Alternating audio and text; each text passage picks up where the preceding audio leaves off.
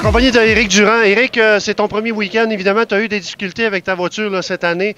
Pas facile, mais enfin, tu es là sur la piste. Ce matin, tu as roulé. Les résultats, bon, ben, c'est une chose, mais explique-moi un petit peu là, comment ça se passe jusqu'à maintenant, puis comment tu entrevois cette deuxième course, qui d'ailleurs va être une course de 50 minutes. Oui, c'est ça, la mécanique, tout a tenu, qu'est-ce qu'on a fait, puis on a eu une bad luck la semaine passée en faisant les testings pour voir si le moteur tout était correct. La transmission a sauté, fait qu'on se retrouve avec une transmission bien stock, avec un guirage bien long.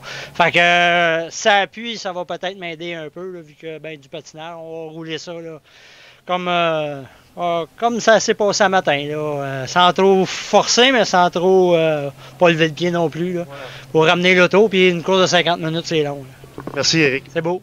En compagnie de Mathieu Legris. Mathieu, c'est toi aujourd'hui qui es mandaté là, pour la course de 50 minutes. Comment tu entrevois cette course? Et écoute, ce matin, on a eu un peu de tour sur la pluie. La piste est asséchée, mais pendant l'heure du dîner, la piste il a mouillé. Oui. Donc, elle est devenue pas mal plus glissante. Ça va de faire attention, c'est une course de 50 minutes, comme tu as dit. Ça va être une longue course, donc il faut faire tous les tours. Merci, Mathieu. Ça fait plaisir. En compagnie de Jacques Gravel. Jacques, ce matin, sur la première course, terminé 5e. Comment tu entrevois cette course-ci? Parce que là, c'est plus un sprint, là, c'est 50 minutes, stratégie différente. Parle-moi de comment ça se passe pour toi. C'est ça, on a une stratégie différente. C'est un petit peu désavantagé sur la petite piste. On ne peut pas prendre de momentum, c'est une voiture de momentum, c'est une voiture, on s'est fait rajouter du poids aussi depuis nos dernières courses de Calaboogie, fait qu'on a beaucoup plus de misère à l'arrêter, la mettre en mouvement. La piste s'asséchait, on pensait que ça allait nous aider, mais là on vient d'avoir une belle pluie, fait que c'est une autre stratégie. Écoute, on collecte des points puis on essaie de garder l'auto intacte. Merci Jean. Merci. En compagnie de Sylvain Laporte. Sylvain, écoute, ce matin, ça n'a pas été facile. Là. Il y a eu des problèmes avec ta voiture. Explique-nous, là. Et là, évidemment, tu es là pour la deuxième course, ce qui était très incertain. Parle-moi de comment ça va se passer pour toi en piste. Ben écoute, on espère être capable d'avoir un excellent départ pour se pousser des compétiteurs derrière. Je voudrais que Kurt est un compétiteur assez coriace, donc il va falloir que je sois très vigilant. Merci, Sylvain. Merci. En compagnie de Jacques Bélanger. Jacques, lors de la première course, est arrivé vraiment un incident mécanique. Il a perdu un cardan. En fait, un cardan qui a cédé, ce qui a fait qu'il a cogné ton filtreur à l'huile, qui s'est complètement vidé, qui a fait vraiment un show boucan, hein, disons les vraies choses. Voilà. Tu es exactement là pour la course. Explique-moi comment est-ce que ça se passe. Ben là, à partir de là, on s'est assuré que la voiture est safe, que tout fonctionne bien. À partir de là, on se croise les doigts, on part assez loin. On essaie de remonter le peloton tranquillement. C'est la première course à SPC. Il faut que je m'habitue avec des freins, des pneus et tout. Là. Ben, c'est pas grave, on est confiant. Merci, Jacques. Merci.